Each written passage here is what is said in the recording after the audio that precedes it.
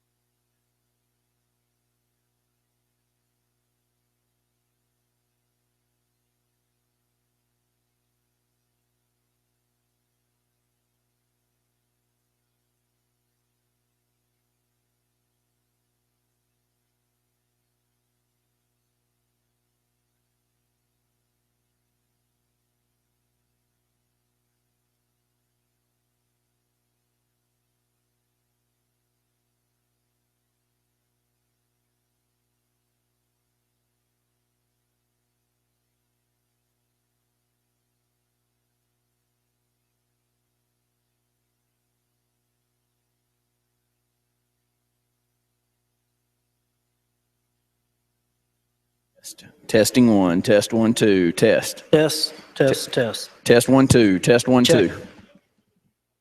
Test one, test one. Test. Test us, Bobby. Text us. Let us know if we're good.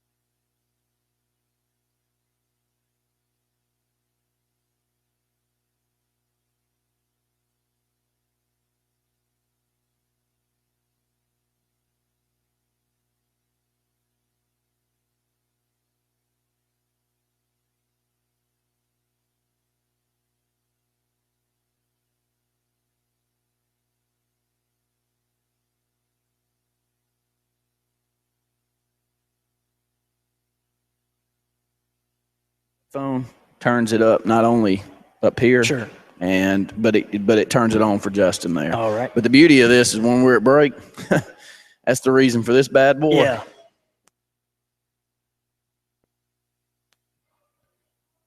I'm gonna go ahead and come up, Justin.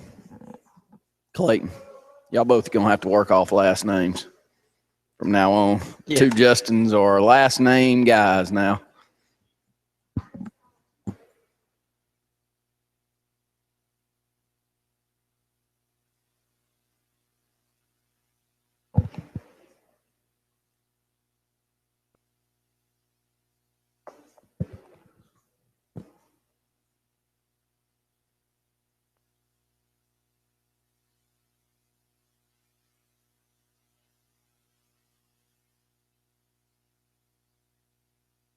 Good Saturday morning and welcome into the Sports Blitz Saturday Sports Countdown, live on location at JR Sports Bar and Grill, as we are each and every Saturday from 10 to 12. I'm Randy Lee alongside my good friend Justin Mosley, who has been behind the camera in the production studio a lot for us here lately. We got Justin Clayton back there today, but Justin's an in-house Bammer, and we need more Bammers on our staff is what we hear, unless you're talking to my father, who says, I can't take Luke much more, Randy. And I said, well, Dad, you're part of the 30% here in this state, not the 70. So Justin Mosley is part of the 70, so we're getting another Bammer spin. So happy to have you up here, buddy. Yeah, good to be here.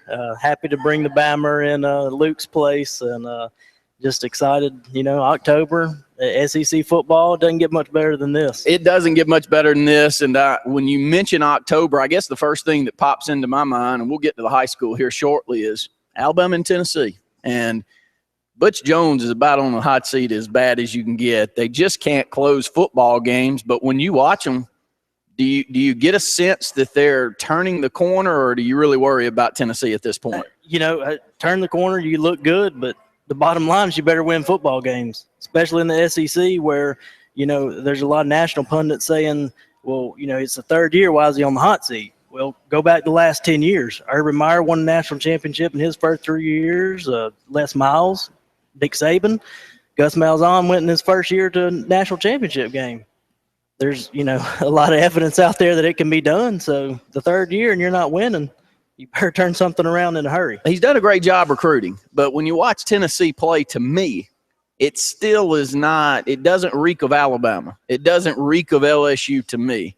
Unfortunately, as an Auburn fan, and Auburn fans don't get mad at me, but when we've got a premier talent out there like a Cam Newton, or we got a Trey Mason, who I still think is one of the best that we've had in quite some time, when we're able to put somebody out there, then you see what we do. But for the most part, when you play defense the way that Auburn has for an extended period of time, and then you watch Tennessee, it's hard to believe those recruiting rankings that you're getting unless you're just not coaching them up very well. And when I watch Tennessee, I feel that same way. Yeah, it's definitely not showing up on the field, how well they've done in the offseason, building a team, adding new talent. It just comes down to the fourth quarter, and they can't do it. They can't close it out. We're going to move into the high school segment of the program. If you've got phone calls today, well, we apologize. You're going to be unable to get those into us here, but it's a good thing. You can go and find us on our social media outlets, mainly our Twitter page, Sports Blitz. That's Sports with a Z. Justin Clayton will be working that. You can get your prediction in for this week as Alabama and Arkansas.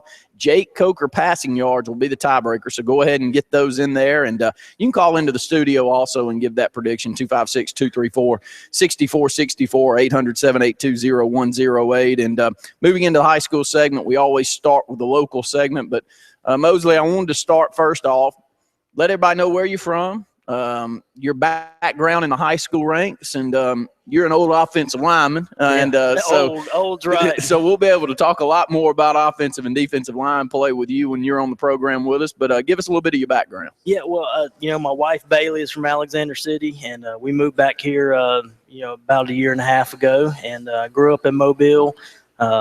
Played high school football in Mobile. I was fortunate enough to have a chance to coach on the small A level, and then at 6A Davidson for a little bit, and got some experience coaching offensive line, and they put me with wide receivers one year, which felt a little bit out of place, but Just glad to be here. Love talk football. Love the game of football, the X's and O's part of it. And especially, looking at what's going on up front, the offensive line, defensive line. I think that's really where football games are won and lost. And, just real excited to have a chance to stand up here and talk about it and answer some questions. Well, down there in the area that you're from, which is where we match up with Benjamin Russell, the opening round of the playoffs after this big victory over Chelsea on Thursday night, 42-24. The Wildcats will match up with Region 1 in the first round. We finished second in the region, so we'll take on their third in the region. And I'll start right there before I jump into Benjamin Russell. When you look at Region 1, the third in the region could win it. We've seen it over the years, and it just happens to be one of those regions, which is my honest opinion. I want to go back to a little historical opinion of mine. Back in 1997, the 98 senior class, our Wildcats here went to a 6A state championship game. Well, it was area play back in the day. And in area play, you had 4 teams and only 2 made it out into the playoffs. Well, it just happened to be one of those years that the area that we were playing in was unbelievably a good area. We go into week 8, 9, and 10, which is where you're playing those area opponents, and Opelika's undefeated. Benjamin Russell's got 1 loss close to Hoover, and Central Phoenix City's undefeated. All 3 of those teams are in the same area. Wildcats take on a 3rd-ranked Opelika team here at the Sportsplex and defeat Opelika. First loss of the season for Opelika that year. Central Phoenix City, who undoubtedly, in my opinion, was the best team in the state that year outside of that loss that they had in the quarterfinals to Vestavia. But nonetheless, Central Phoenix City takes on Opelika in week 10, Mosley, and defeats Opelika. So Opelika finishes the season 8-2, and they had the team just as good as any of the rest of us to play for a state, and they don't even make the playoffs. So I honestly think that that's part of the change over to the region format. Yeah, I like it. I think more teams getting in out of these good regions. It's better for the state. It really is. You get loaded areas where it's so hard to get out of there without having 1 or 2 losses, and I think it's really good. Especially this area, region, area 1 down there in Mobile, Baldwin County. That's really tough to get out of there unscathed. It is, and Daphne was a team over the history of the programs down there for the last 20 years has really been the top of the heap. That's changed dramatically now. Not that Daphne's got a bad program, but it's not what you see Spanish Fort, Saraland, which is a new program that's terribly good, and Blunt right now. I want to start with those 3. Those look to be the top 3 teams in that region. Spanish Fort last night defeats Blunt. You were keeping up with that one. That was a close football game all the way to the end. Yeah, it really was a really good football game. Spanish Fort jumped out on Blunt pretty early. Blunt sort of whittled their way back in it. And, in the fourth quarter, they were down 8 points, had a great drive late, scored, got the 2-point conversion, but left a little bit too much time on the clock for Spanish Fort. Who you assume is always going to have good special teams. And, drove down to the 27 and, drove down to the 10 and kicked a 27-yard field goal with no time left on the clock. So, really good football game, good athletes on both sides. And Blunt's got a tremendous wide receiver. I don't know if you've seen anything about him. I haven't, no. Big kid. And, it's going to take whatever you can throw out there to stop somebody. I think he's 6'4", 6'5". They got a great quarterback too, don't they? Yeah, they do. Does he run it around a lot? Blunt like to throw it? Yeah, a little bit of both. He's going to be athletic. Run a little bit of zone read and throw it around pretty well. I got you. So Blunt loses last night to Spanish Fort down there in Region 1, and Saraland probably looks like it's going to be – does Saraland and Blunt play in the next couple of weeks? You would think they would, yeah, I guess. I'm sure they have. Yeah, so Saraland and Blunt will take one another on, and how does that match up? Why aren't we talking about that? That's our first-round opponent. Whichever one ends up in third in that region will be traveling up here to the Sportplex. So it's going to be a tough matchup, but I want to start right there. As we got a couple of minutes left in this segment, we'll move it over, and we're going to talk a lot about local area athletics here the first 30 to 45 minutes of the program. Benjamin Russell High School, about as good a first half as I can remember. I don't have to coach them, so I can just talk honestly. Defensively, I thought the staff put together a scheme against a Chelsea team that only had 1 loss, had scored 25 points, was up 17-14 the week before at halftime against a very, very good Opelika team. And this one got out of hand. It got out of hand quick. It was 35-3 at halftime. Wildcats take their starters out. Maybe second possession of the second half, ends up moving on and winning the football game 42-24 with about 3 late scores for Chelsea there later on into the fourth quarter. But, Justin, it was something to see in the first half offensively. But for me, where it was a big difference was how well we were prepared defensively. Yeah, it was a great game plan. Defensive ends played really, really well, both setting the edge and, chasing plays down from the backside. The linebackers for Benjamin Russell are really coming into their own. Up front, the play is so good, filling gaps. And, it just leaves the linebackers a little bit of room to run free and make tackles and make plays. Played really, really well in the defensive backfield. With quarterback scrambled and, had a couple throws back over the middle late, and that's always a bad thing. Benjamin Hendricks had a nice interception on a play like that, scrambled and threw back over the middle and got up underneath the route and picked it off and had a nice return. When I read the comments from the Chelsea coaching staff, their head coach said their defensive line's so good it was hard to get anything going. And this is 3 seniors. Tay Robinson, by all accounts, will be a 3-time All-State performer there at nose tackle. You played in the middle of the offensive line. How hard is it when you've got an athletic guy that's got a motor like Tay to keep in front of you and block? Well, yeah, the thing with him is that gap's closed for the night. It doesn't matter what you try to do. He commands a double team every time, which allows a linebacker behind him to run free downhill to make plays. You're not going in that gap. Okay, so, adjust your scheme a little bit, adjust your game plan, because you're running a hole wider if you're running, in his direction. He's a tremendous athlete, very quick off the ball, plays with great pad level, stays low and shoots a gap every time. And there's 2 guys chasing him in the backfield every play, and it's – He's just a tremendous football player. He definitely is. Again, he's a senior this year. He's about 5'10", 250 pounds. Hope he ends up somewhere. I definitely feel like he will on a small college level, more than likely. If he was a 6'2", 280-pounder, he'd be best in the state. No question in my mind, one of the strongest kids we've ever had come through here, and it doesn't change the fact when you don't have that ideal size that you can't be a great high school player. I've seen a lot of them that you want off the bus first, but you want to put them back on the bus first when the game's over, and because they haven't done too much while they're out there. We'll go ahead and take our first break here on the Sports Blitz Saturday Sports Countdown. When we come back, we'll continue to talk high school football. We'll take your phone calls back there in the studio for the prediction today. It's Alabama-Arkansas. Jake Coker passing yards will be the tiebreakers. Oktoberfest weekend over at the Sportplex. They got a ton of things going on. If you haven't been able to get over there, we do pride you that way. Head on over to the Sportplex Oktoberfest weekend here in Alexander City. More of the Sports Blitz Saturday Sports Countdown right after this.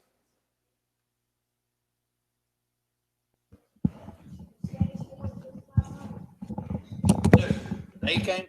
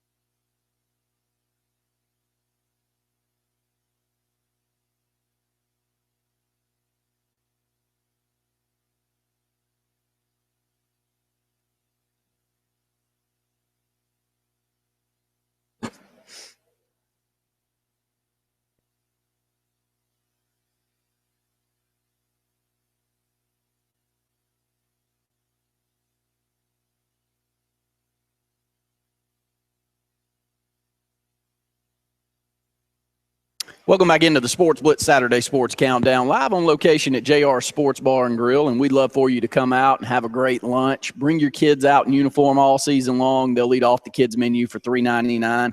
Catering service is one that we try to push out there. JR's does a tremendous job getting out and catering different events here in the Lake Martin region. Call on them, 256-329-2328. And it's not only what they have on your menu, on the menu here, they can cater whatever you have in your mind. So make sure to call on JR's catering services, 256-329-2328. Our prediction today is Alabama-Arkansas. Jake Coker passing yards will be the tiebreaker. I'm with my good friend Justin Mosley. His first program to be up here and doing with us, and he is another Alabama fan out there that we're adding to the mix that we have heard, and we also internally feel like we need a little bit more of the Alabama spin, but he's a huge high school football fan. He's as big a high school football fan as we are, and that's part of where our bread is buttered here on this program, and lives here in the Alexander City community, and Benjamin Russell High School, number 6 in Class 6A. They didn't do anything to diminish that ranking this past Thursday night with a 35-3 lead at halftime, and it was a Tyree Gray show. I know I sound like a broken record, but this guy is something special for the Wildcats. If you haven't been out to watch him, you really, really need to. 6 of 6, throwing the football for 145 yards and a touchdown. D.V. Herron had a tremendous night. Number 18 out there had 4 catches for 135 yards and a score. Becoming somewhat of a playmaker to go along with 3 or 4 others that can really make big plays down the field for the Wildcats. But also with Tyree, the big story for me is his rushing yards and his rushing yards per game average. He had 106 yards on 6 carries. So 17, 18 yards per carry. Yeah, had 2 more scores there. He is now up to 21 rushing touchdowns on 89 carries this year. 21 touchdowns on 89 carries. So about 23% of the time, my maths, Brett, don't laugh at me out there. He and I weren't mathematicians by no stretch.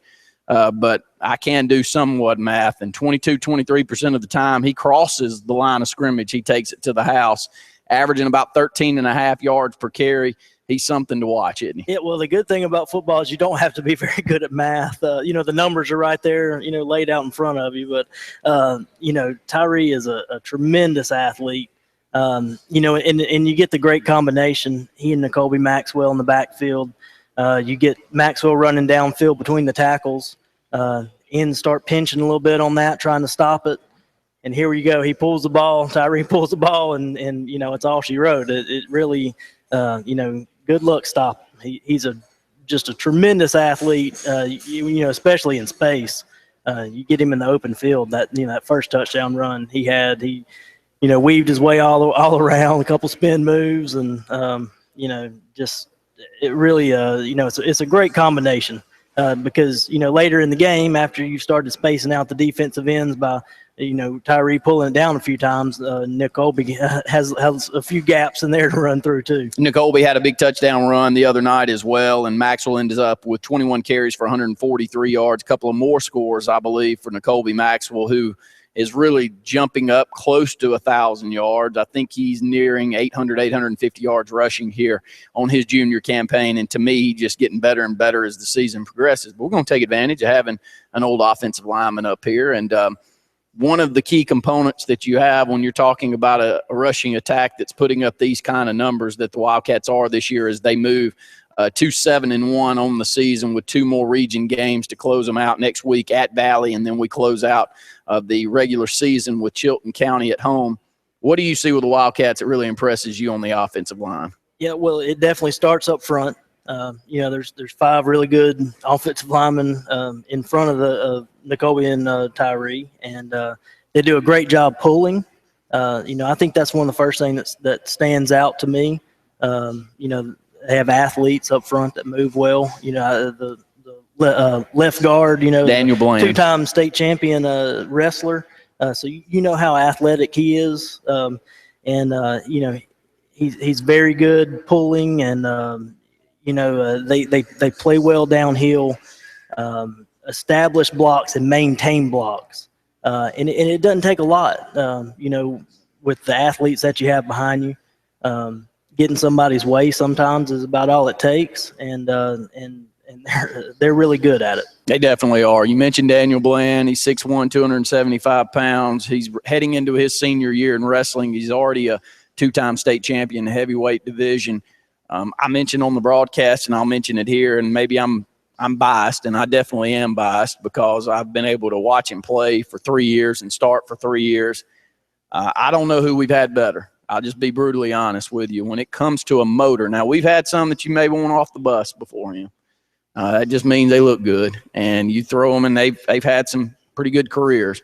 But when it comes to an absolute motor, and when it comes to a leader, and when it comes to an athlete at offensive line position, for my money, he's the best. I've been doing this 10 years, and I've been watching Benjamin Russell games for 35 years that I can remember. I mean, I didn't miss any. My mom was a cheer sponsor, so that tells you I didn't miss going to high school ball games.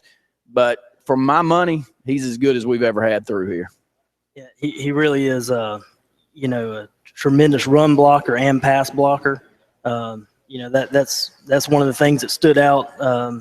Thursday night. Give Tyree a little bit of time back there to throw the football.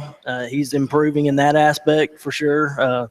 The first play, the long pass down the right sideline, he had plenty of time. He did. He had went all left day. and looked and came back to the right. And the offensive line did a tremendous job.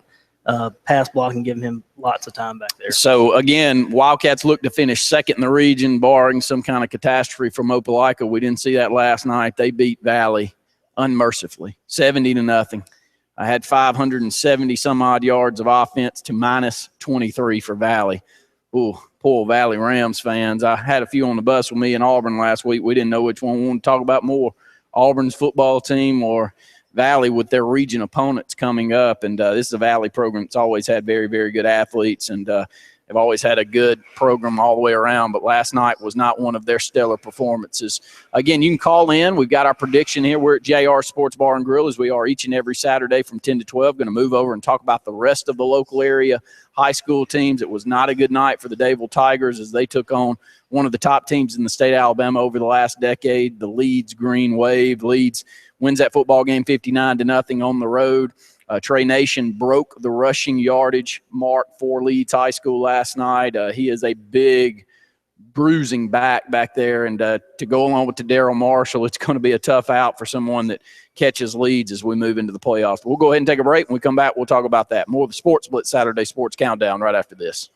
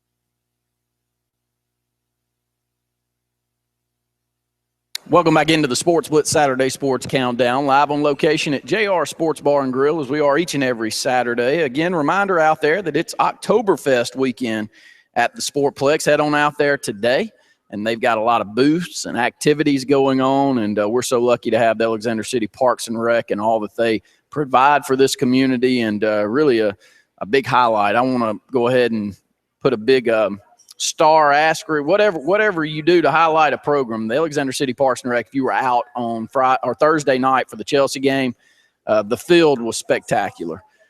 We were able to help a little bit with Lee Marketing Group, with Charles Forbes coming up with the design and getting out there and helping with that. And we're, again, very lucky to have Charles Forbes in this community. But we'll talk about the Alex City Parks and Rec. Mike Goodwin, Matthew Keel, Sonny Wilson, who is at the head there. They come up with these great ideas. And, Justin, when we bring people in from out of the area, we got a lot of friends over in the Chelsea community, a tremendous community right up Highway 280. But when they come into to this community and they see how much we care about our kids and how much we care about our program, I think it goes a long way. Yeah, it certainly does. And, I've had friends come up in the summer to play in a baseball tournament, state baseball tournament. And they just raved about how great the facilities were,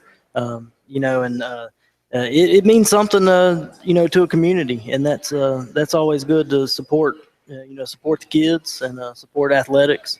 The field looked great. The design, the logo looked great in the middle of the field. And great shot that Justin Clayton got with his drone. He did. That was if you look that up on Facebook, on Sports Blitz Facebook page, that's a pretty neat video. Absolutely. So go there and find us. You can either find it on Sports Blitz. You can find us on our Lee Marketing Group page, as well as we're continuing to talk about high school sports here in the local region. We'll start Benjamin Russell again, 42-24 winners over Chelsea. A little bit odd-looking score when you think Benjamin Russell's up 35-3 at half, but it was definitely a one-sided affair there. Leeds last night 59-0 over Dadeville. Dadeville loses Sean D. Jennings, who is committed to Alabama, tremendous athlete. Leeds is one of the top programs as they won multiple state championships over the last decade. It just was not the Dadeville Tigers' night. Horseshoe Bend losers to Ranburn last night, 44-7. Horseshoe Bend, I think, took a 7-6 lead into the second quarter, but Ranburn, who's got a tremendous team this year, takes it to them as they close out that ball game. Big, great storyline right here for me. Central Coosa, they pick up their third consecutive victory as they take down Beulah 30-14. And big story for me for Central Coosa is this is the first time since 2007 that the Central Coosa Cougars have won 3 consecutive games with this win. And, tip your hat to Barry Simmons, their head coach, first year, brings a lot of passion, brings a lot of football knowledge into the program. They've got athletes there, and I'm hoping Coach Simmons hangs around for a while because I'd like to see where Central ends up with this thing. Yeah, and changing the culture. That's where you start with the new head coach. You've got the athletes in place. Change the culture. Get people focused on winning, doing what it takes to win. You may not win right away, but focused on, like Nick Saban says, dominating your opponent. Focused on doing the things that it takes to win football games, and it turns around. And here it's turned around pretty quickly. 3 wins in a row. That's tremendous for Central Coosa. Graham and Whetstone led Central last night. Whetstone had 19 carries for 141 yards, and Graham had 16 carries for 133 yards. So physically, when you're running the football like that, you're doing something right up front. So congratulations to Central Coosa on another big victory. Reeltown takes down Woodland 31-6. Stanhope picks up their first victory last night, 60-6 over a down is not, I'm not sure if it's the word to use for Russell County, but it is a struggle mightily right now. Every time you're picking the paper up on Saturday morning, you're seeing a Russell County score like this. Hanley defeats Elmore County 35-7. Tallahassee, another victory over Marbury, 47-12. And Wetumpka on homecoming takes down Carroll of Ozark. I prod you out there. Go up and pick up an Outlook. They do a tremendous job of covering high school athletics in this area. This is their Sports Extra that I'm reading from right here. Got great articles on all of the local games and do a tremendous job of doing that. Let's move into the statewide. We had our AHSA radio network broadcast last night. One of the things that JJ and Luke do a tremendous job of is they host that program's running down the top 10. That's what we want to hear, so we're going to start with it right here. And Mosley, in 7A, Bob Jones sits there at number 1. Hoover's dropped all the way down to 5 or 6 that I've seen with that loss to Spain Park. Spain Park, to me, is the story in Class 7A right now because they get another shutout last night, and Spain Park's had 2 shutouts in a row, one being that against Hoover 2 weeks ago. Yeah, Spain Park's playing really good football right now, and, get a chance to take advantage of Hoover, maybe being a little bit down this year. So you got to take your shot when it's there, and this is the year to take that shot. So, we'll see what they can do the rest of the way. Outside of those top 2, number 3, James Clemens wins 13-7 over Gadsden City. Program that's, Gadsden City, I thought, was they've been up there for years and years and sort of falling off a little bit. But Enterprise takes down number 4, Prattville, 28-20, and number 5, Hoover, I guess, corrects a few things and blows out Tuscaloosa County 45-3 in the top 5. Yeah, and when you also look, Central Phoenix City is a very good program. They defeat an out-of-state opponent last night, 49-0, and Central Phoenix City with 1 loss on the season at home against an Opelika program as we move down into Class 6A. This Class 6A division, top to bottom, it is as good. I told Mosley coming in, I said, this is the one year that I would beg our way into 7A. Yeah. As a Benjamin Russell fan, I would beg my way up into 7A because, in my opinion, I think 8 out of the top 10 in the entire state are sitting here in 6A. And would you agree with that? Yeah, I agree with you. I think I told you that 6A is the SEC of the state, and it really is. It's murderer's row. It's tough to come out undefeated. Got a few teams that still are, but it's pretty tough. As we start there, as you can run down the top 10 from Class 6A, it was a big win for Spanish Fort last night. Yeah, Spanish Fort, we talked a little bit about it earlier. Kicks a field goal, 27-yard field goal with no time remaining. I think 2 seconds left when they kicked it to take down number 8 Blunt, 41-38. Big victory for them, and you move down to number 2 team here in class. I think they were the number 2 team. Number 1 team is Clay Chalkville. Had a 52-14 victory over Shades Valley. You don't want none of that. I mean, offensively, you're going to have to keep up with them. Ty Pigram and that entire unit, Nico Jones and all of them, they're going to get theirs.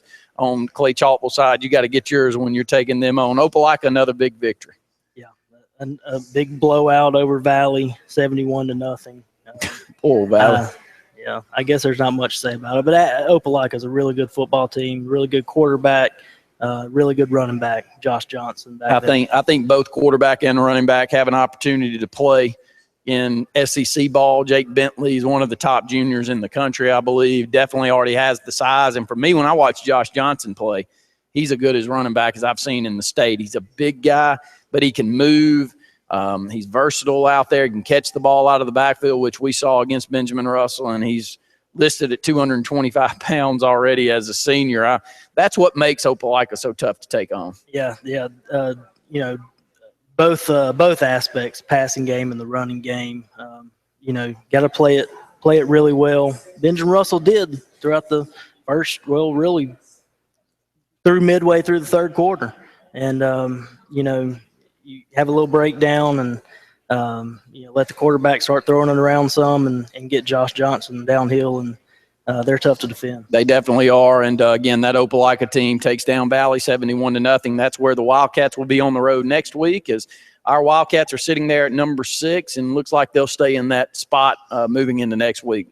Yeah, the only other top 10 6A score that jumps out is Walker beating Homewood, number 9 Homewood, 17-14. What does that tell you about Homewood?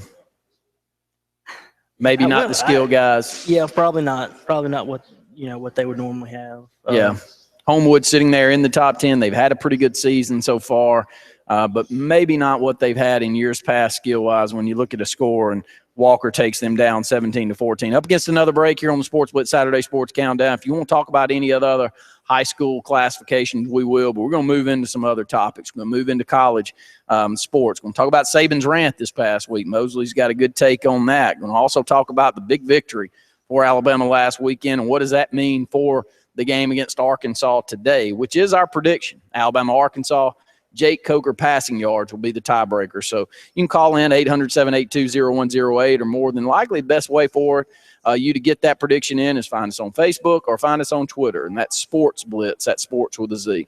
More of the Sports Blitz Saturday Sports Countdown right after this.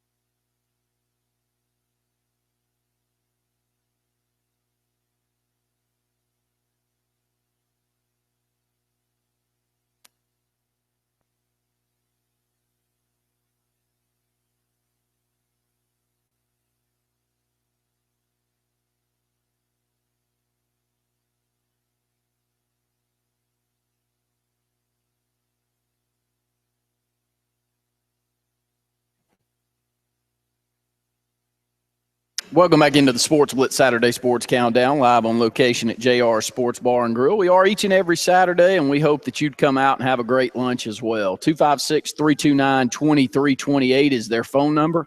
You can call in for catering services there, or you can go ahead and get a pickup for Saturday football. Justin Clayton and I will also be pretty intrigued with the U.S.-Mexico soccer game. We may be the only one that's intrigued by that match tonight, but that's a big one as they look to see which one will represent our region in a big tourney coming up. But 256-234-6221 is our phone number. You can call in, give your prediction, Alabama, Arkansas. The tiebreaker is Jake Coker passing yards. Nick Saban goes on one of his spirited rants. They all seem to be well thought out. as he goes into it, and I'm pretty sure that's your take as an Alabama fan also. Yeah, it's calculated for one thing. He knows what he's doing, waits for his opportunity. And here everybody's offended by Nick Saban being offended by something. Now I've got to be offended by y'all being offended by it. But here's the deal. He's not talking to me. He's not talking to you or the guy that asked a question. He's talking to his team, talking to a first-year starter at quarterback, some young offensive linemen, young defensive backs who may have doubted themselves a little bit after that loss. And he's saying, we're not dead. Look, here we are. We're a pretty good football team. I believe in you. I trust you guys to go out there and win football games. And he's got a national spotlight. He's talking to recruits too. He's saying we're not gone yet. Don't write us off. Still come take your visit and see what we got going on here. And he'll probably continue to keep doing them because, if you think back to last year after a 1-point win against Arkansas, who we're playing today, after that 1-point win, he went on one of those rants and Alabama beat Texas A&M 59-0. So the team's probably paying attention a little bit to what's going on. Well, I thought that they bought in about as well as you could buy in last week. Now, offensively, there was still some struggles there, but you as an Alabama fan, what did you see offensively that gives you good hope as we move into the second half of the season? Yeah, well, first of all, Jake Coker starting 8 of 9 with a touchdown. If you start that way every week, that's going to be pretty tough to stop. But running the ball very effectively early opened up a lot of the play action pass. And the offensive line really, really did a tremendous job compared to what they'd done the 2 previous weeks. Pass protection, of course, Alabama left a tight end a lot of times and run 2- and 3-man routes, sort of max protect to give Coker a little bit more time and a little help to that offensive line that struggled a little bit in pass protection. So, I really think it was a tremendous game offensively, early at least. In late, there were some struggles, but, it was a complete victory. You have a rushing touchdown, a passing touchdown, a punt block for a touchdown, a field goal, interception return for a touchdown. They scored in every aspect of the game. Maybe if they'd run a fumble rooski, maybe we could throw in something else. But every aspect of the game, special teams, offense, defense, played a complete game. And I think that really helps the offense. One thing that has been a storyline for Alabama this year has been Jake Coker and whoever the quarterback may be, their inability to hit the deep ball and to connect with the deep ball where many times the receiver's been open. To me, as I watched this past weekend, that was probably one of the biggest highlights of the game is the connection, and you could tell the coaching staff was excited for the players and themselves that maybe this is a little bit of the monkey off the back. Yeah, I mean, there was a tremendous celebration up and down the sideline. Jake Coker just sort of, lost himself in the middle of the field after he completed it. You could tell it was a big point of emphasis, and you finally hit one of those. And so hopefully, for Alabama, it builds confidence going, into the heart of the season. That he can do that Calvin Ridley can get open. It goes back to running the football well. It certainly does. Play action got the safety cheating up a little bit. And, he gave up a couple steps and it was just too late. We're going to see Bo Scarborough. Is he going to get meaningful minutes for Alabama this year, or what are you hearing coming out of that? I really think you're going to start seeing him, slowly be introduced. I thought really by now we'd see a little bit more production out of Kenyon Drake. I don't know why that is. Running the jet sweep with him, he's had a little bit of success, but definitely not, running the same play calls that you're going to get to Derrick Henry. He just hasn't had a whole lot of success. I don't know why that is, and I think Bo Scarborough is going to be a solution to easing him out of running between the tackles and letting another big guy pound it up in there. Golly, if there has ever been, maybe there has, but if there's ever been a college program to premier 2 running backs with the size that we see. I mean, you can go to Eddie George and you can throw him around, and that's namely the one that you normally get a comparison to when you're talking about Derrick Henry, but Scarborough, some of the pictures I've seen, this guy looks like he looks like a weightlifter. And I saw him as a sophomore in high school, and he already looked built, and maybe he was in a great workout program there, but I think it was more physical ability and physically blessed. But now he's been at Alabama for this extended period of time, and what you see from him is equal to what you see Derrick Henry coming out there and looking like. Yeah, he really is. There's a picture floating around. I think it was taken after the A-Day game in the spring. He's standing next to DJ Petway, a defensive lineman, and you're trying to figure out which one the defensive lineman is because both Scarborough is a little bit bigger. But yeah, again, that's going to be really helpful for Derrick Henry and probably helpful for Kenyon Drake, who has struggled a little bit, to have some of that load taken off him. And, excited to see Scarborough worked into the game plan a little bit more. Yeah, you may get Kenyon Drake out in a slot. You try to get him some passes a little bit more when he's not needed to run the ball between the tackles, as you mentioned. So we'll come back. We'll continue to talk about Alabama. They're our prediction game today, Alabama and Arkansas. Call in. Jake Coker will be the tiebreaker, his passing yards. And we'll try to break down a little bit of this Alabama-Arkansas game today. And Arkansas needing a big victory about as much as Tennessee. Those two programs, I guess you can call last week a big victory for Arkansas, but really needing a victory against one of the premier powers in the SEC to get Bielema, who is, I honestly believe he's as much on the hot seat for next year as Butch Jones is for next year, to be able to turn the corner. More of the Sports Blitz Saturday Sports Countdown from JR's right after this.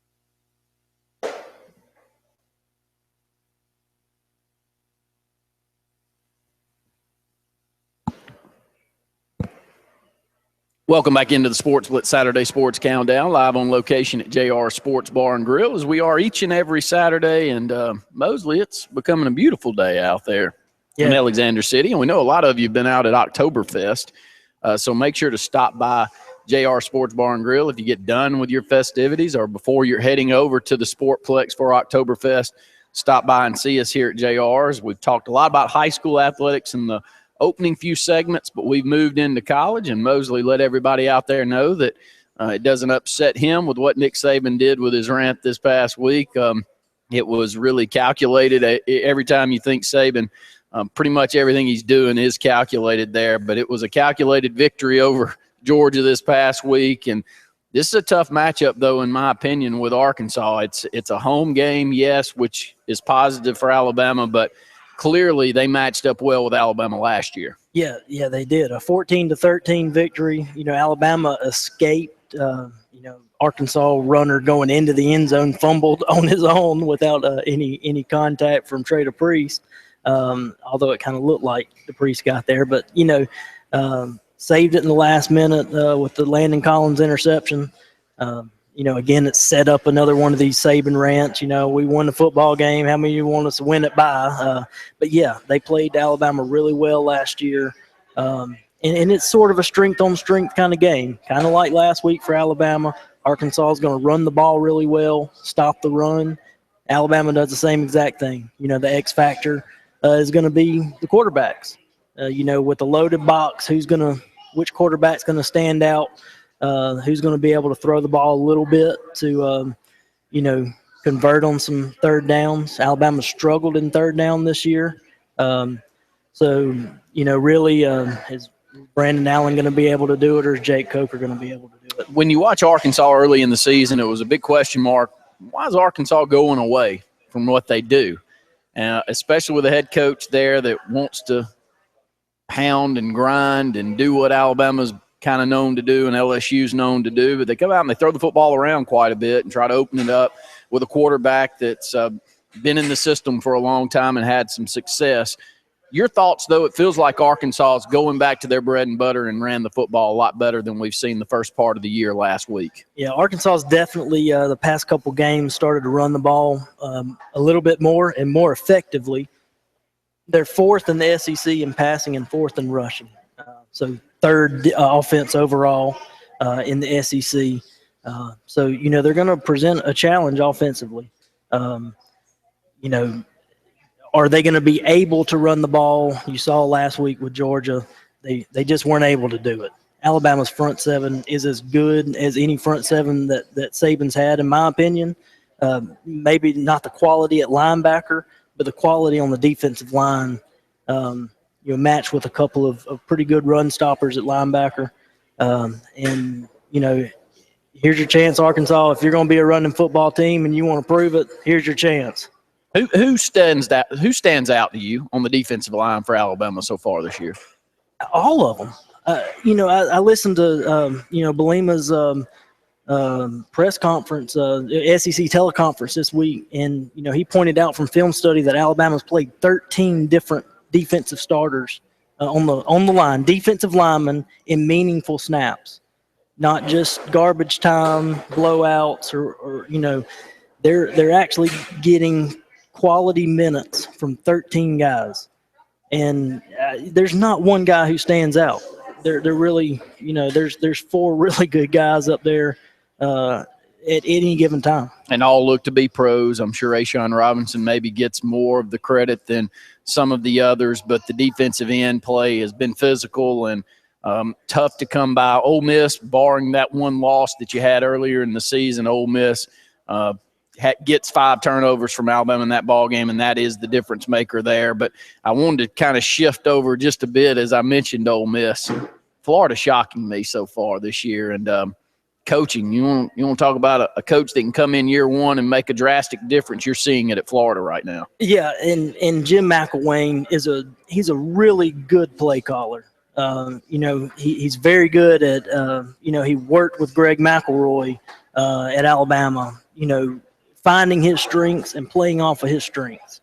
And you're seeing that this year with Will Greer, a sort of piece together offensive line seeing a lot of 1 to 3 step drops, getting the ball out quickly, high percentage passes, and they're playing some really good football. The defense, was sort of set up for him to be a good defense coming in, and if he could turn the offense around, they'd have a pretty good shot at the East, and he's turned it around. He definitely has. So Florida has moved out. They're sitting there at 5-0, 3-0 in the East. You're looking at the West right now. Ole Miss and Alabama sitting there at 4-1. LSU and A&M both 5-0, both undefeated there in conference play, as well as the West looks to still be a struggle to figure out how this thing's going to work out. But as we got about a minute here on this segment, A&M sitting there at the top as they were picked next to last, right in front of Mississippi State. You shocked to see A&M playing as well as they are right now? I guess I'm not. I really thought they'd have a good offense coming in. Grabbing a good defense coordinator, working with some good athletes on that side of the ball. Their defense is playing a little bit better. I guess the thing about the SEC is it's all about to work itself out here in the next few weeks. We're gonna know who's for real. That's the beauty of heading into October, which is where we are. Oktoberfest going on in Alexander City today. We're at JR Sports Bar and Grill, as we are each and every Saturday. Bring your kids out in uniform. They'll eat off the kids menu for $3.99. Beautiful day here in downtown Alexander City. If you're wondering how to catch up with us, you can find JR's all over the map, whether it be on social media outlets, their website, but they'll give you they'll give you that's not coming to my mind. The menu, that word was not going to work out for me today, but hard to focus with the cheese nuggets. That's right. But not only that, they've got catering services, and if you don't want something that's on the menu, you can ask for a number of other things through their catering. 256-329-2328. More of the Sports Blitz Saturday Sports Countdown right after this.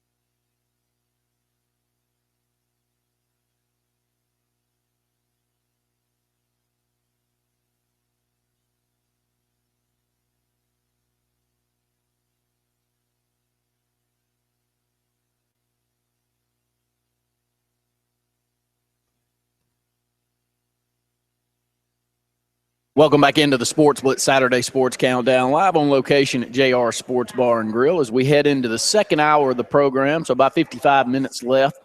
Call in, get your prediction in for Alabama-Arkansas. Tiebreaker will be Jake Coker passing yards, and we'll move in and talk a little bit about Auburn during this segment. And Auburn picking up a victory last week, but it's been a tough week. And over the weekend, Duke Williams ends up in a fight in a bar. It was made out to be a big melee fight, but I think it was a little less than that. But nonetheless, Duke Williams was on one more strike and you're out situation at Auburn from what he has been through in the last couple of seasons. You as an Alabama fan, Mosley, though, it's tough to watch an outstanding athlete like Duke Williams, who has struggled his senior year, get kicked off the team as a senior, and just some of your thoughts. Yeah, you give your shot away, just come out. Even if the offense isn't doing exactly what it's supposed to be doing in your mind, you're not getting the touches that you expect to get. Go block somebody, put a pad on a pad, give some effort.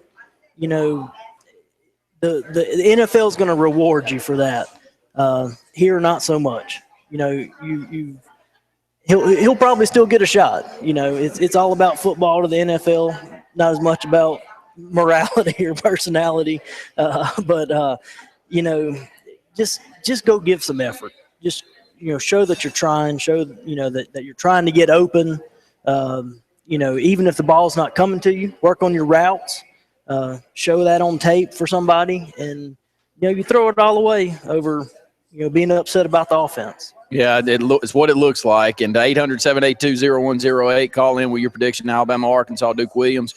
Released from the team this past week. He only had 12 catches for 147 yards and a touchdown so far this season after a great junior campaign where he was at 45 catches for 730 yards and 5 touchdowns last year, leading Auburn in all 3 categories. So Auburn, where do they go from here? Defensively, still the same struggle we've had all the way back to 2008. Defensively, Will Muschamp comes out this week and says a lot of things that, honestly, I enjoy reading. I mean, it's a little less coach speak. It's a little more, this is what we are. And he said, I don't know why anybody throw it against Auburn right now. These are some of his comments. It is what it is. You turn the tape on. He said you got to play blocks. You got to play double teams. You got to play keep people off the linebackers. The linebacker has to take on blocks in the core of the formation. You got to leverage the formation. So many things that we need to improve. We have to continue to strive and get the right combination of guys that can do that. I'm surprised that we've struggled as much as we have. It's not that I expected Will Muschamp to come in and fix all of our L's in one season, but I haven't seen too many of the L's at all fixed so far, Mosey. Yeah, it really is a struggle. There's not – there's a couple players that are maybe bright spots, but not a unit that's a bright spot. It's really hard to understand, how you can't get a little bit of production, improve a little bit over last year, but just not playing the run at all. It's definitely troubling if you're an Auburn fan. When you look down, Auburn's currently ranked 14th in the SEC and 108th nationally, allowing 209.6 yards per game running the football. That has been the disappointing part. You've seen a number of changes move around as Casanova McKenzie looks to play that buck position that Carl Lawson has been gone from. We'll see if Carl Lawson makes it back at any part of the season. That's been a big loss for Auburn, but I'm not sure that it would have cured all the L's that we're currently still showing there with this defense. You see Will Muschamp come out this week and say, we're going to give all the guys a chance. Andrew Williams is going to get more of an opportunity to play. Jontavius Johnson will come in there and have an opportunity to play as a true freshman. To me, all that reeks of is if I'm going to turn the tape on and you're right there and you're playing as poorly as I'm seeing there on that tape, then there's no reason for me not to give these other guys a chance. That's what I'm kind of reading into it, Justin. I think my read's a little bit different. I think the read is let's start developing some stuff for next year. I got you. Get somebody out there who's gonna give some effort. But yeah, start developing some young guys now because if it's gonna stay this bad, you might as well get some guys some minutes, some SEC time. and see where the future is. I agree, and I think that's part of it. But right now, we've got so many young guys that are seeing action. But unfortunately for us Auburn fans, let's just take Byron Cowart, for instance. And I don't want to separate him from others, but when you're the number one overall recruit in the country by a number of different services, you expect something. And you've heard tweets, you've heard different rumblings going around that certain players are upset with the Auburn program and not sure that they want to be there. Well, Mosley, you played on a line, you've been around line, you've coached line. Many of the things that you're taught at 7, 8 years old is what my take is. Currently, Byron Cowart's got 4 tackles on the season. I think rather than acting disappointed or poor meing, how about making a tackle? How about making a couple of plays? How about turning some heads and saying, yeah, I see it? Because right now when I look out there, and nothing disturbs me more than a whiner when they're not making it any better for themselves. And we're not talking about a skill position. We're not talking about a scheme. We're talking about an end. And when you're talking about end, there's certain things that you're taught your entire life if you played football, and you can do those no matter what the coach or the scheme is. Yeah, a whiner who's got some production is a little bit more tolerated, but one without any production, that's not tolerated at all. Find something that's working for you. Find one move on a pass rush. Do something that shows to people that you're capable of being in the SEC. That you earn that number 1 ranking, that you're there for a reason. I think that's been the biggest issue for Auburn. We'd love to hear from you. Find us on our Twitter outlet, that's Sports Blitz, that's Sports with a Z. You can also find us on all of our other social media outlets. We're up against another break here on the Sports Blitz Saturday Sports Countdown. We talked some L's for Auburn, but they got a lot of football left to be played. We'll come back. We'll talk about the quarterback situation. Jeremy Johnson, by all means, looks to have a good opportunity to get back into the good graces of not only the Auburn coaching staff, but with us Auburn fans, with a move over to Thursday night, as the Tigers will be taking on Kentucky on the road on Thursday night. We'll see whether it will be Sean White or Jeremy Johnson there at the helm. We'll talk about it in the next segment. More of the Sports Blitz Saturday Sports Countdown right after this.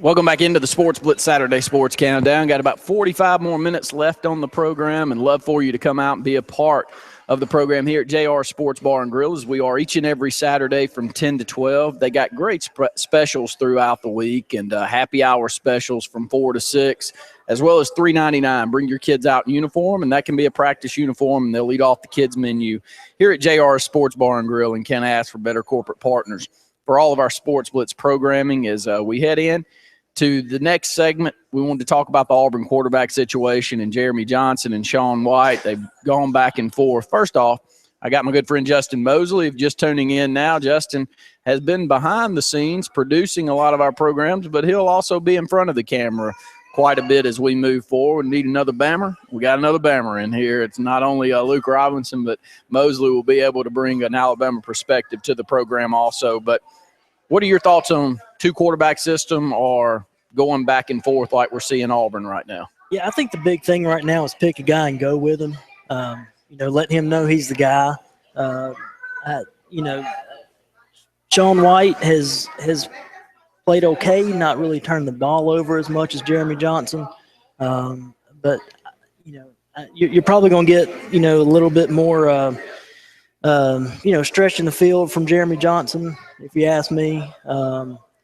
So stay with one guy. See, develop Jeremy Johnson a little bit. If it had been a situation where Sean White had come in and just played so much better, did so many different things that Jeremy Johnson wasn't capable of doing, I'd say go ahead and make the change. But you got a bye week, time to work on things a little bit, find some stuff that he does well, and stick with Jeremy Johnson. A lot of the buzz around the Auburn program is that there's a good chance that we'll see Jeremy at the start of the football game against Kentucky. So we'll watch and see how that one plays out, as being on the road at Kentucky is always a tough contest. Remember Auburn during 2010, where they win a national championship, they go on the road, and Randall Cobb, who has been unbelievable there for Green Bay since he's made it into the pros, but they gave Auburn all that we wanted. And your thoughts on this Kentucky program right now is I think that they are, to me, they're a program that gets a little more time than a Tennessee, maybe even an Arkansas with what they're doing. I think that they'll give their coaching staff a little more time.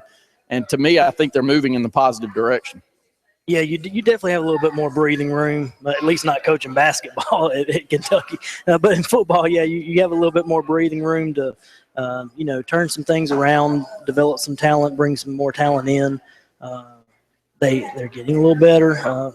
Patrick Tolles is sort of hot and cold, but he's shown some ability to do some things. A couple receivers that are pretty good. It's gonna present a challenge next week for sure. It'll be fun to watch in the corner, have a positive. So one of the wins or losses, up or down. I would think right now it's a dispute. Michael turn the corner with the tough schedule that they have. They'll be playing to close out the season, but who knows? Maybe Jeremy will come back and play like we expected and play the start of the season. Yeah, and I sort of hedged my bets on that over under 3.5 games. And I really think Thursday night will be pretty telling for Auburn, how they finish out to get some stuff figured out in the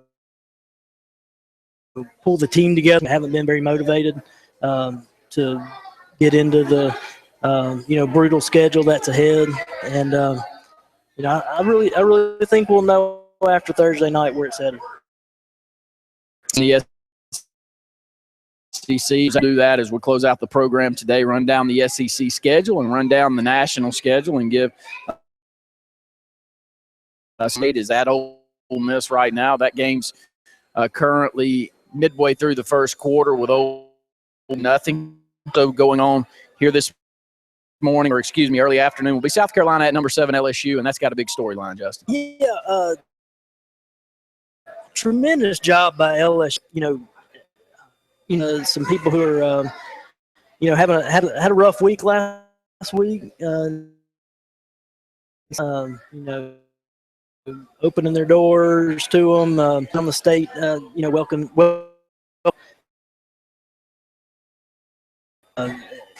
Does South Carolina, you know, after a week and you know, play with a little bit more heart, fight a little harder than two. A tough situation to add another road game to their schedule to be there. You know. Yeah, I think that is the big story. Can South Carolina be able to match up with what you'll see from LSU? Nobody so far this year has been able to match up with what Leonard Fournette throws out there. But Steve Spurrier has been known to cause some problems when he's got the cards stacked against him, and it looks like right now he'll need all of it that he can. So that one is 2:30 kick on ESPN. Number 19, Georgia is at Tennessee, 2:30 p.m. Any chance you see Georgia have a letdown after a tough defeat last week, but a letdown to continue as they go on the road against a Butch Jones-led Tennessee program that really needs a big victory? Yeah, I think the question there, you know, is who is going to have the biggest hangover from a bad week, because they, you know, a different way to lose for Tennessee than Georgia had, but both some pretty depressing losses. So you know, I think it's going to be big for both of them to try and turn it around and get back on track. Let's go ahead and take another break here on the Sports Blitz Saturday Sports Countdown. We'll continue with the SEC schedule. Then we'll also move into the national schedule. You can get your prediction in for Alabama and Arkansas. Tiebreaker, Jay Coker passing yards. More of the Sports Blitz Saturday Sports Countdown from JR's right after this.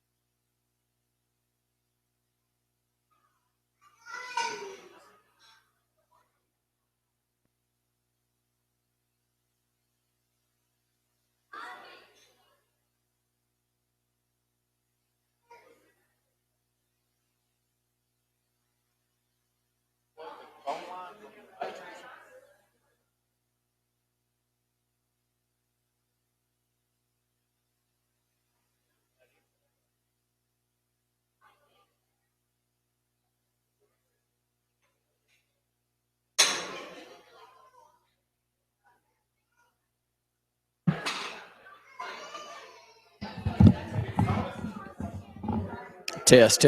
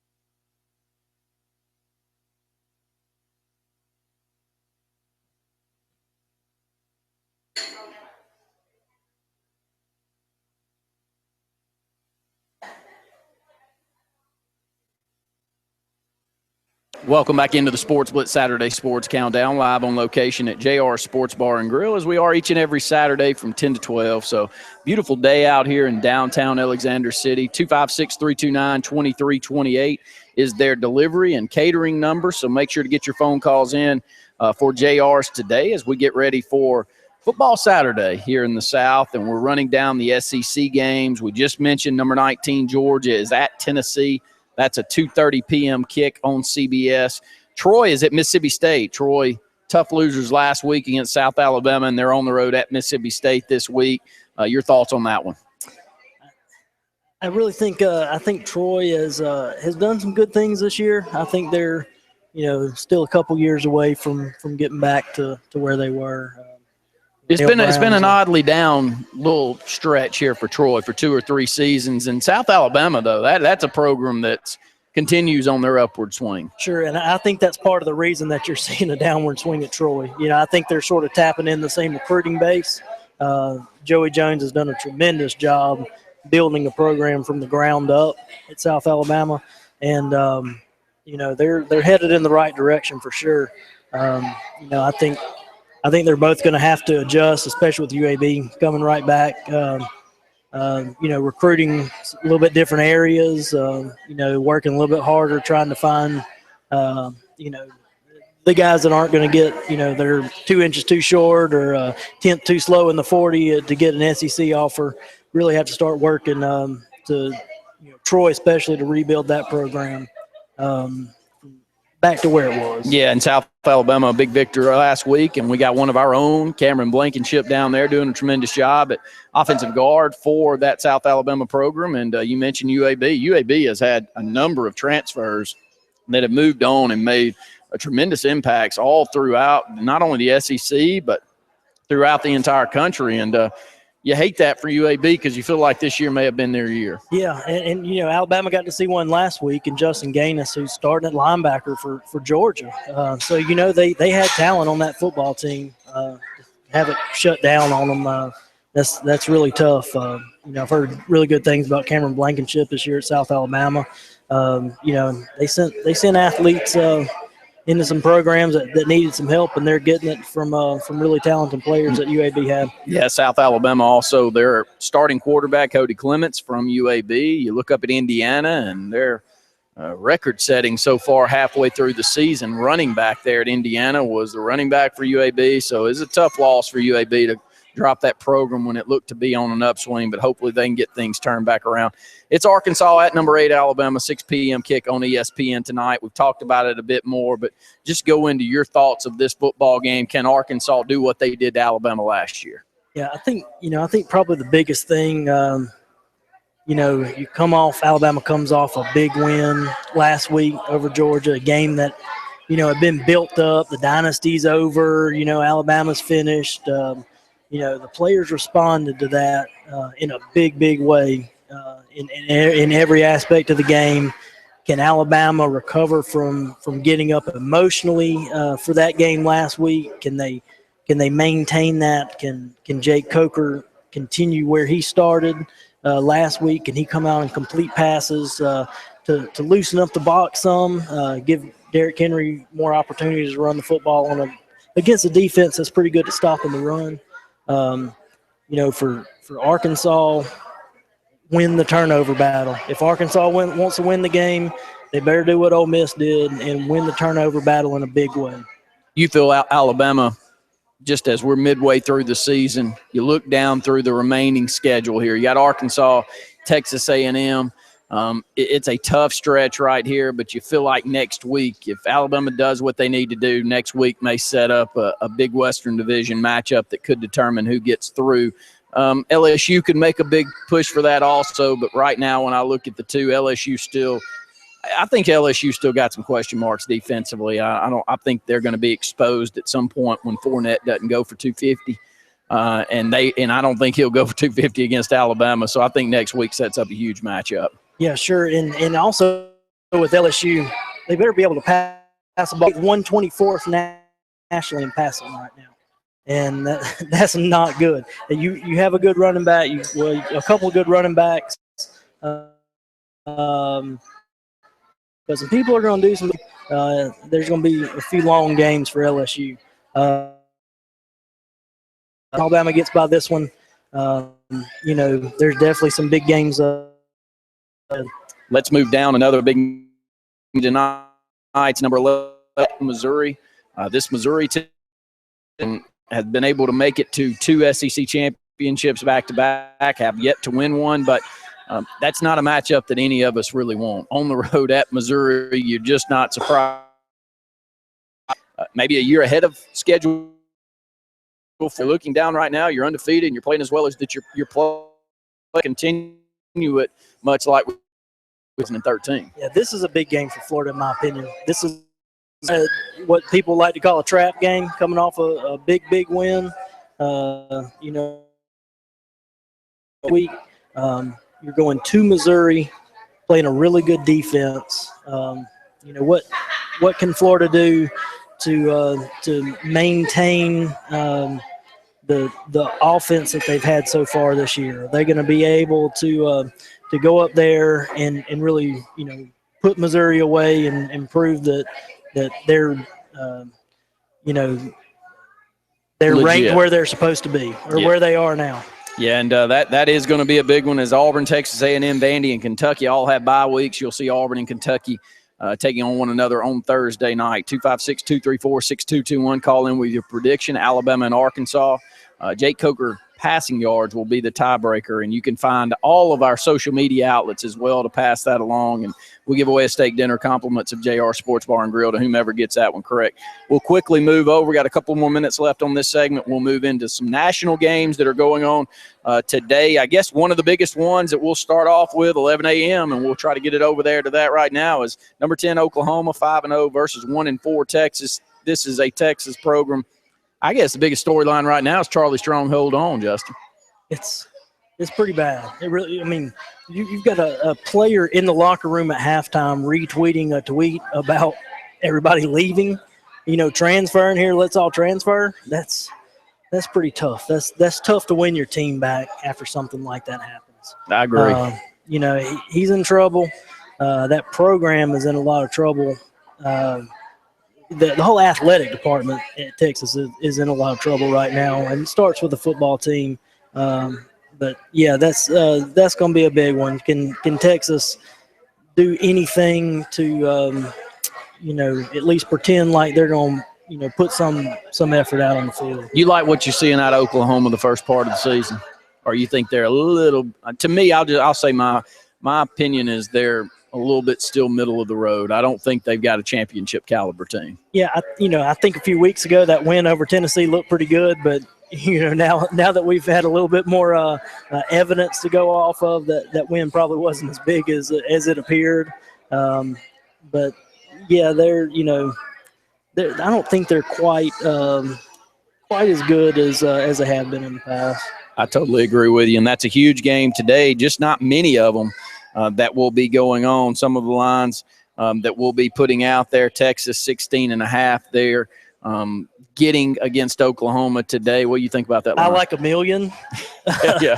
I really think there's just so much turmoil in that program. They're not going to be able to put anything on the field. 4-1 Indiana at Penn State, 4-1. That one's currently going on. That's a Penn State program with a tough loss early in the season, but they righted the ship and moved out to a 4-1 mark. Yeah, I think that's going to be a really good football game right there. Indiana's playing well. That's a program that might be getting things turned around a little bit. Sounds like it. 800-782-0108, 256-234-6221. You can call in with your prediction, Alabama and Arkansas. Jake Coker passing yards will be the tiebreaker, and we'll go ahead. As you see Ingram going out of the ball game for Ole Miss. Another injury, and they're currently leading New Mexico State 10-3 with about 2 minutes left here in the first. We'll go ahead and take another break here on the Sports Blitz Saturday Sports Countdown.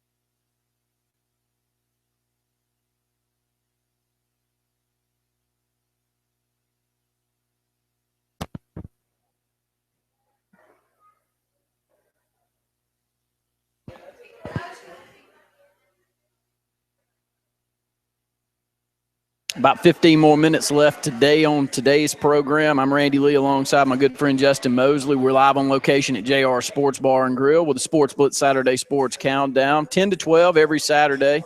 Come on out, have a great lunch, bring your kids out in uniform, and that can be practice uniform for $3.99. They'll eat off the kids' menu. And Mosley, we ran down the SEC games. We've moved into some national games, several of them going on right now with Ole Miss leading 10-3 in the early going. Texas scores first against Oklahoma and takes a 7-0 lead. That one's a little bit shocking. And this one we expected to be a good game also, as Indiana and Penn State are knotted up at 7 with 2:50 to go. I mentioned most of those because several of them were games that we had as part of but as part of some lines that Justin so interested in take. You said that you would take Oklahoma indefinitely against Texas at 16.5, Maryland versus Ohio State 31.5. Yeah, Ohio State to me is just they haven't shown that they're where they were last year for sure. Maybe this is the game that they turn it around and really blow somebody out. I kind of get the feeling that it is. I like them there. When we look down, Georgia at Tennessee, Georgia getting 3 there. Tennessee getting 3 there. Do you like a Tennessee team at home or a Georgia team to kind of reverse what they did last week and get back on the winning side? Yeah, I think Tennessee just has too many problems right now. Too many key injuries, especially on defense. Losing Pig Howard this week. How is a team? I know he was injured. He wasn't playing, but how does the team react to that? I think Georgia's going to bounce back and win that one. I wouldn't say substantially, but 7+. Yeah, I agree with you. I like Georgia there in that one. Arkansas at Alabama. Arkansas getting 17 points as Alabama hosting Arkansas tonight. Is a close matchup last year, 14-13 by all rights. Arkansas had every opportunity to win that football game at home. But Arkansas this year struggled in the early part of the season. Big victory last week. Can they take that one in Tuscaloosa and make this a close football game? I think it'll be close, maybe 3 quarters, and then Alabama pulls away with it. I just don't think Arkansas right now has the weapons to keep up with Alabama. As much as people are doubting Alabama's offense, they're putting up some numbers. They're scoring some points, and I think they're capable of building off of what they did last week at Georgia. I think 17 is probably a pretty good number. I like Alabama 30-10, something like that. Around 20. You want to talk about a rough one to pick? Florida at Missouri. Florida 3.5-point favorite there. I don't even know where to go with this one. This is why I don't bet on college football. That's a tough one. At some point Florida's going to play, down one week, and this would probably be the game that I would pick for them to play down, coming off the big win, going on the road. Missouri in a defense, great defense there. That may help Missouri against an offense for Florida that hasn't been game breakers. Right. Yeah. A lot of safe stuff from Florida. It's worked for them. But at some point, you expect Florida, to have a little bit of a letdown. As we continue to run down the national games going on today, a program that I expected more out of that has just not been able to produce on the field this year's Georgia Tech. They're 2-3. They're on the road at Clemson. Clemson picks up the big victory over Notre Dame this past week. Clemson sitting there at number 6 in the country. This one's at 2:30 p.m. on ABC, ESPN2. Some of your thoughts with this one. Is Clemson for real? One. And I don't think there's anything to say. Georgia Tech is definitely a disappointment so far this season. Yeah, they definitely are. I don't know that their records may be indicative of where they are as a program this year. But, we've seen this so much from Clemson. Can we believe what we're seeing right now? The term Clemsoning hangs around that program because, just when it seems like they're capable of making a run, they have that big letdown. And it wouldn't really surprise me to see Georgia Tech at least keep this one close. Wouldn't me either. You know, Georgia Tech wants to play a physical brand of football. Offensively, they're tough to prepare for. Justin Thomas, they've been okay offensively all season, but they've gone through these little dwells in each game where you go, man, just not what I saw last year, because you didn't get too many of these down spurts for Georgia Tech offensively last year. But, you know, not keeping up with the program like we do. Don't know how many offensive linemen are going out. Don't know how many of the running backs that just knew that the quarterback's back, and one of the good backs was coming back as well. Another program that I would say, man, Mike Riley, for real.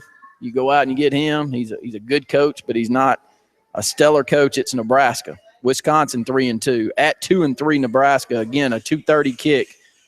Nebraska, you better Riley better watch it. He better win this football game, or Nebraska will not sit around. They're like Alabama and Auburn and some of these other programs. 2 years all you're gonna get there, and one of them better not be real bad. Yeah, they have a hair trigger for sure. Ask Frank Solich. You know, they're quick to get rid of somebody. That whole hire. That was just a shocker to me. You know, I don't reeked of I don't like Bo Pelini, and anything not to have to deal with him, I'll take right now. Yeah. We'll take whatever we can get, and apparently he was what they got. And I don't know. But you know, maybe he can have a little bit of time to turn some things around. But that's a struggle for them right now. It definitely is. Wisconsin, again, on the road at Nebraska. That's a 2:30 p.m. kick. We mentioned South Carolina. We'll go back to it now. South Carolina's 2-3 at number 7 LSU. This is the last year we see Steve Spurrier on the sideline at South Carolina, in your opinion. You know, I think it's going to be his call. Whenever he wants to go, it'll be on him. I don't think South Carolina is going to, ask him to leave. I think he's built up, enough credit where he can hang around as long as he wants to. And that's not a program that's, perennial power where he's got pressure. I really think, he's gonna get a little bit more leash. If he wants to go at the end of this year, this will probably be a good time for it to happen. Yeah, for both of them. I think so too. You look at recruiting rankings, you just kind of watch them go out on the field, and you go, "Oh boy, it's a tough upfield battle, even in the eastern side of the SEC, for them to be able to come out." We'll go ahead and take another break. When we come back, we'll close out the program. But we'd love for you to come out to JR Sports Bar and Grill and be part of our program. Bring your kids out in uniform. They'll eat off the kids' menu for $3.99. More of the Sports Blitz Saturday Sports Countdown right after this.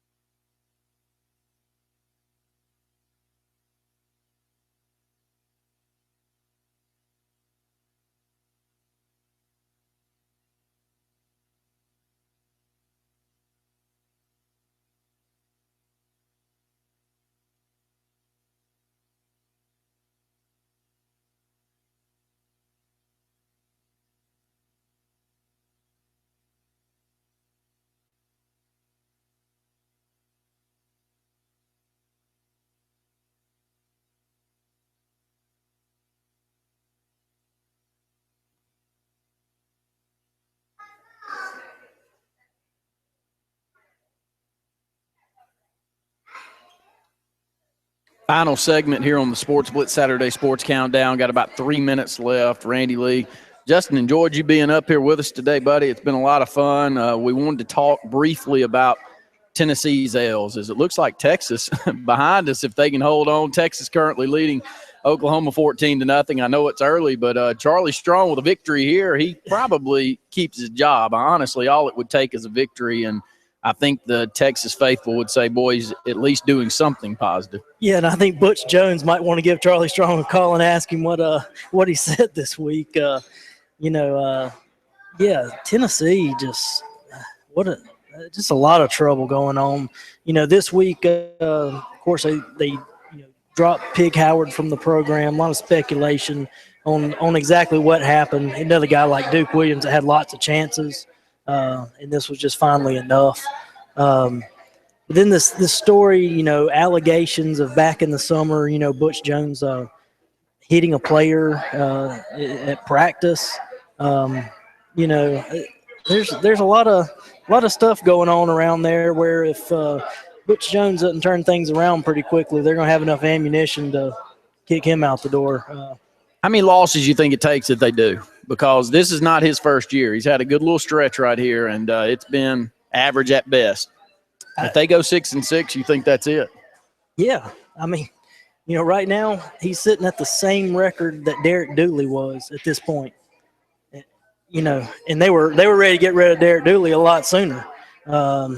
Everybody says, well, they look better. They're playing better. Look at the athletes he's got on the field. It all boils down to winning, and he's just not doing it. And now that you've got this, internal turmoil, allegations, and, player misconduct, coach misconduct, it just doesn't look very good for him right now. I totally agree with you, and I think this Tennessee program, as an Auburn fan, and we've had our struggles, but we've had some highs and we've had some extreme lows. We've been in the middle somewhat, but luckily we've had our highs. Right. I never would expect in the mid-'90s we'd be sitting here in 2015 and saying this extended period has been this bad for Tennessee. Would you have ever guessed that? Never. I really wouldn't have. I